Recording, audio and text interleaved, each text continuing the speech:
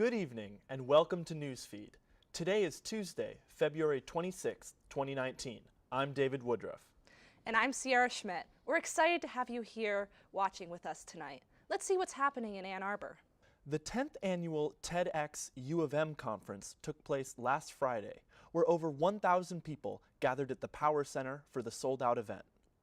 The conference, titled, quote, Absolute Zero, end quote, consisted of a group of 8 University Michigan students, alumni, and faculty speakers. David Kabrowski, LSA sophomore and founder of Skatify, discussed his love for skateboarding on stage and different perspectives it gives on the world. Skatify has been successful in building skate parks in various different areas such as Uganda and Ethiopia, where Kabrowski said non-traditional designs must be pursued in order to make them more accessible and affordable in these communities. Another speaker featured at the event was business alum Sarah Wood, founder of Oats and Woes. Wood spoke of her personal experience with mental health issues, specifically her sophomore year of college, during which she experienced an eating disorder, stopped attending class, and isolated herself from others. Wood discussed the ways in which the human brain is primed for negativity, shedding light on the important topics of mental health and the ways in which we can create joy for ourselves. The event was also live-streamed on the TEDx U of M website, where it can now be viewed. Michigan documentary, filmmaker, and former University of Michigan Flint student Michael Moore will appear on PBS's Finding Your Roots. Moore, a Flint native and Academy Award-winning filmmaker, will explore his ancestry on the popular PBS show with Henry Louis Gates Jr. in the episode airing on Tuesday, February 26th. Moore, a liberal political activist, states in a clip exclusively obtained by MLive, quote, "My soul has been touched by this because of who I am and how I feel, and what I believe in just didn't appear," end quote. The episode is titled Hard Times, and Gates says to Moore in a preview that one of Moore's ancestors was, quote, "the first time we'd seen a white person described as a slave," end quote. The episode also includes the backgrounds of Emmy-winning actress Laura Linney and Academy Award-nominated actress Chloe Sevigny. It will air Tuesday night, February 26th at 8 p.m. on PBS. Last Friday, Newsfeed sat down with the student coordinators working to put together Michigan's UMix late nights. Newsfeed's own James Satarski interviewed Gabriella Farrell and Devin Raymond, the minds behind the last UMix, Super UMix Arcade. Let's take a look. Hi, I'm James Satarski with Wolf Newsfeed. Today is Friday, February 22nd, and we're here checking out UMix's Super Arcade event going on at the Michigan League. My favorite thing about UMix is seeing the smiles on people's faces. Like, any student that comes through, they always tell us like how much great time they're having, and like, it's seeing college students play like little kids, and I love it because I love playing like a little kid, so I want them to have fun playing like a little kid. My favorite thing about UMix in general is just that it's a time to just have fun and be carefree and just kind of ignore all of the responsibilities that you have and just like relax and just act like a little kid and have fun for a night. I would say the main reason to come to UMix is that it's like just a great time with not even just friends, with just people in general. You can meet so many people here. There's so many activities. It's just a constant 4 hours of fun. Be sure to check out the exclusive Newsfeed report for the whole interview. Now it's time for a short break. Stay tuned, we'll be right back. I already knew that I was going to go to college, from a young age. I definitely want to major in political science. After that, I'm going to get my law degree. Then I'm going to come back to Detroit, boost the economy, become the mayor or something, try to make the situation better for other people. I feel like I owe it to the city. I'm determined. It's gonna happen. My name is Justin, and I am your dividend. I'm Jenny Garth, and as a mother of 3, I know kids worry about a lot of things. Getting enough food to eat shouldn't be one of them. But here in America, that is a real worry for 1 in 5 children. This is unacceptable, and something Feeding America is working to solve. Through a nationwide network of food banks, Feeding America serves virtually every community in the United States, including yours. See how you can help your community. Visit feedingamerica.org. Together, we can solve hunger. Together, we're feeding America.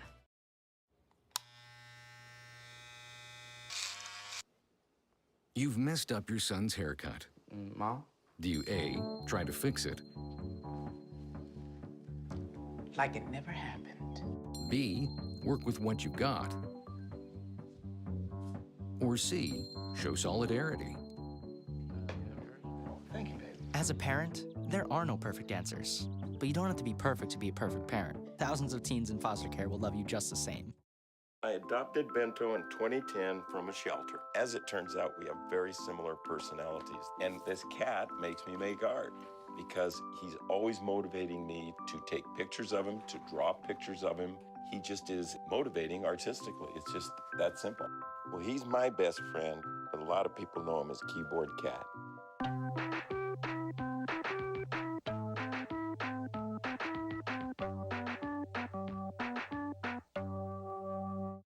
Welcome back to the show. You're watching Newsfeed. Let's get into our national news. 3 are confirmed dead in a fatal crash of an Amazon Prime cargo plane. The Boeing 767 operated by Atlas Air went down on Saturday, February 23rd during a flight from Miami to Houston, crashing into a bay outside Houston, only 30 miles from its destination. All 3 passengers on board were killed. According to Chambers County Sheriff Brian Hawthorne, witnesses reported hearing the plane's engines surging and seeing the plane make a sharp turn before watching it nosedive into the water. Atlas Air CEO Bill Flynn was at the crash site on Saturday, where he stated, quote, "Our thoughts and prayers are with all those who have been affected. This is a sad time for all of us," end quote. Flynn also noted that Atlas Air is setting up assistance programs for the families of those killed in the crash. AccuWeather meteorologists state that showers and strong winds in Houston during the time of the crash may be to blame, but a full investigation is yet to take place. The 2019 Oscars marks yet another year where critics and audiences disagreed. While there were big wins for Marvel and Netflix with Roma and Black Panther, fans were left conflicted as Green Book won Best Picture.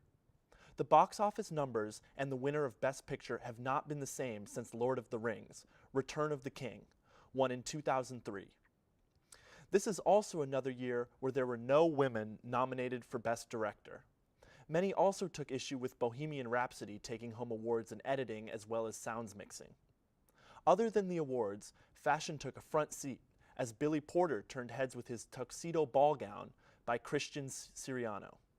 When asked for a comment, he said, quote, "What is masculine? What is feminine? What is everything in between?" End quote. The stakes were high on Sunday at the Chrysler Center as eternal rivals Michigan and Michigan State locked horns. The winner not only would secure bragging rights over their in-state rival, but also take the lead in the Big Ten with only 3 games remaining. The 10th-ranked Spartans were without 2 of their top players as Joshua Langford and Nick Ward were both ruled out.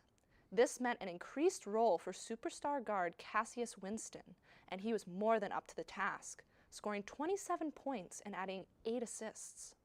His all-around excellence was supplemented by forward Kenny Goins, who tacked on 16 more points and 11 rebounds en route to a double-double. For the 7th-ranked Wolverines, guard Xavier Sampson led the way with 19 points, while Ignas Brazanankis added an additional 16 points and 9 rebounds. The relentless Winston-led Spartan attack proved too much for Michigan in the end, shredding the Michigan defense, which came into the game with the 5th-ranked defensive efficiency in the nation for 77 points. Michigan will get another shot at the Spartans on March 9th in a game that will likely decide the regular season conference title. For now, the Wolverines will look to bounce back Thursday against the Nebraska Cornhuskers as they look to finish strong in conference play. Stay tuned. We'll be right back with some international news.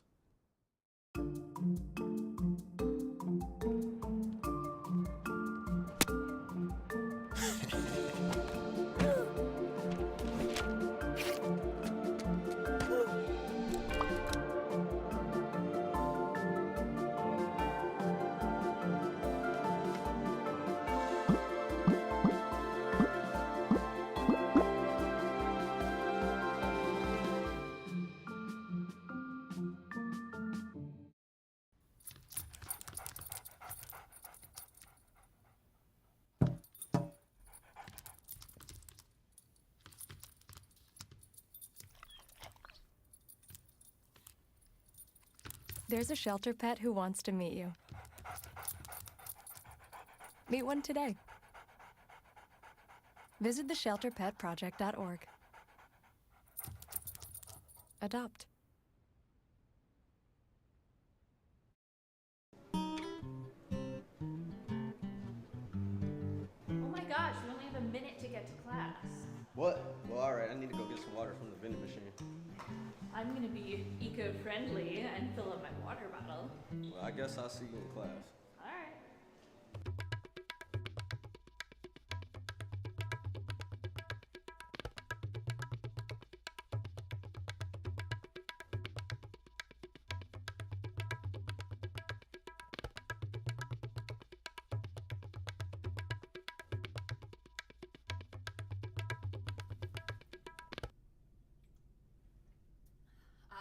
So fresh. Ah, come on, I just need to get to class.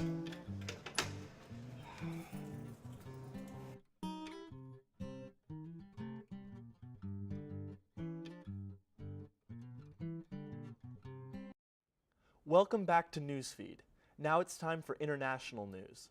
Worldwide representatives of the United Methodist Church, one of the largest mainland Protestant Christian denominations in the world, are convening in St. Louis, Missouri this week to discuss a current impasse about LGBTQ inclusion in the church. Currently, the United Methodist Book of Discipline states that same-sex relationships are, quote, incompatible with Christian teaching, end quote, and prevents churches from conducting same-sex weddings or having LGBTQ pastors. After many United Methodist churches have had LGBTQ pastors and conducted same-sex weddings, regardless and in protest of this policy, the church called a general conference from February 23rd through the 26th to make a decision about whether the Book of Discipline should be amended. The three main proposals up for discussion are the traditional plan, which would include keeping the Book of Discipline's current language and enforcing sanctions against churches who violate them.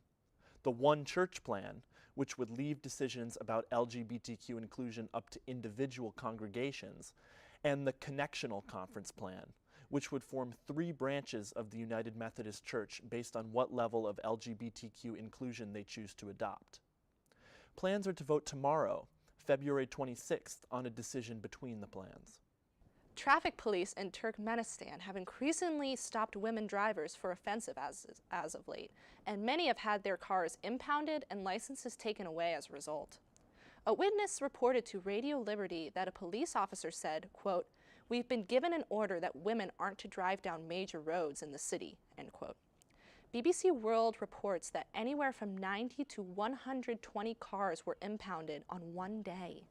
This comes after a Turkmen city, Ashgabat, has enforced an edict by the Turkish president disapproving of both women drivers and dark-colored cars, though there has been no legal ban on either issued. According to the Chronicles of Turkmenistan, officers who stop women drivers cite, quote, verbal instructions issued by high-ranking authorities, end quote. The Drive, an automotive news outlet, reports that besides the increasing amount of traffic stops, women drivers also face, quote, random phone calls from police asking for information on how they passed the driver's test and paid for their vehicle, end quote.